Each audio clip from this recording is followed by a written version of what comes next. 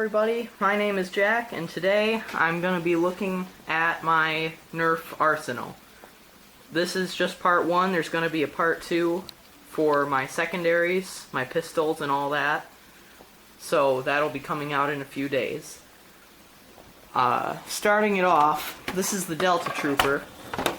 This is my main gun that I use. I think it's also the best. It has the longest range, it's the most reliable. It's a Springer, so it doesn't take any batteries, so it's free to use once you buy it. I like Springers because of that. And it's a mechanical thing. So whatever breaks, you can fix it, as long as no parts are actually snapped in half. The barrel extension can come right off if you want to run it with a different one. But this barrel extension is kind of picky because, as you can see, it's just a very short, little thicker part up there instead of a longer one like most guns have. So this barrel doesn't wobble at all, but that's because it's a perfect fit just for this barrel. So this gun can have other attachments, but this barrel will barely fit on many guns at all. Since this is the successor to the Retaliator, it might work on the Retaliator. The Retaliator has a rail on the top of the priming handle and on the top of the barrel like this and underneath the barrel.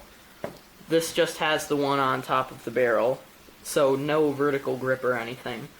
Then it comes with this 12-shot magazine, which to me the first time I shot it, it just felt like I would never run out, because I had only ever run 6-shot magazines before.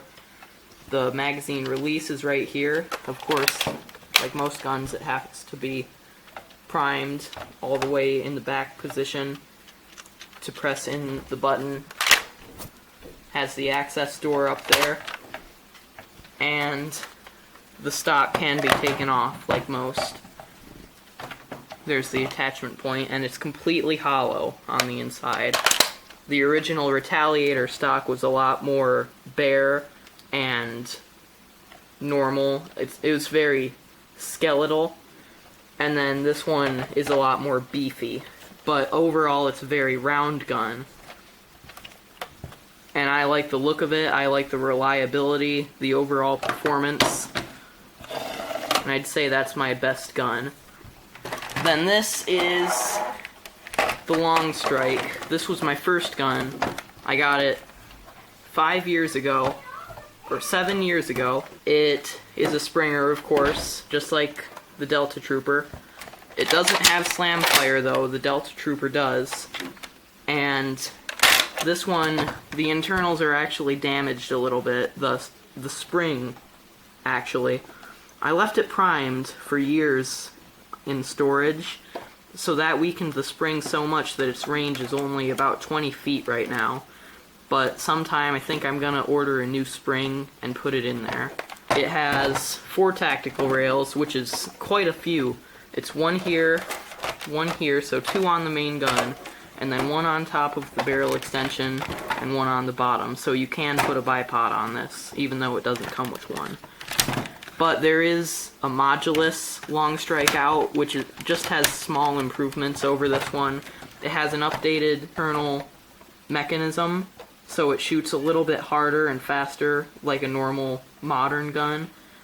And it includes a bipod, this one doesn't, and a normal scope instead of this flip-up sight. It did come with this, and I use it some because it does help with my aiming a little bit, but not that much. It's mostly just for the tactical coolness, as Coop says. And it comes with a 6-shot magazine. The magazine release is here, you have to pull it back instead of push it in. And you can't take the stock off, but it has storage for 2 6-shot magazines. It doesn't work with 12-shot or even 10-shot because it grips onto parts up here, right there. So it blocks those from going in. So this one I need to work on a little bit to get it to work normally, and I think I'll do that. Then it has a flip up sight also. And on the other end, the Modulus Long Strike has an anti-jam button. This one doesn't. So that's the Long Strike. And then this is the Hailfire. This is my biggest gun. This is a heavy gunner that no one really talks about. It is semi-auto, which is strange for a gun this big. It has a big turntable underneath that can hold 8 magazines, which is just incredible. Some modified guns have 2 magazine wells, but this has 8 all on the same turntable stock. You could probably modify it to hold more if you made a stretched out kind of giraffe neck section to put right here. So that means if you have 8 magazines, if they're 18 shot magazines, then your maximum capacity with this gun is 144 shots. The only gun that has more than that is the Prometheus, and it's rival and expensive, so this is a really good gun. It has 2 tactical rails, which is normal, one right here and one right here. It came out in 2012, which is the same year as the Strife, so its performance is pretty much the same, but it's not very accurate like modern flywheel guns because it has the old flywheel style where they're not tilted slightly to one side, because then the bullet spins and it's more accurate. Then the battery tray is back here. It only takes 4 AA batteries instead of C's like most, and has the rev trigger here. A little quiet. Not really though, since it's a flywheel gun in the first place. And then here's the main trigger. There's a piece there that pushes the darts out of the magazine into the flywheels, but you have to balance the magazines right in order to make it work properly, otherwise it kind of tips them to one side and then it hits the side of this short barrel before it gets out, and that affects your range by a lot. The problem is though, with the tactical rails, this one is maybe good for a bipod if you want some more stability, if you want to be the heavy gunner defending a base area in a capture the flag war or something like that, or a flashlight if it's a CQB fight, or a bayonet maybe. A bayonet would probably be the best. But then this one doesn't really have a use because you can't put a sight or a scope here because that handle blocks it, which is how you rotate the turntable. And then you can't put one of those dart clip things, not the magazines, those little clip racks.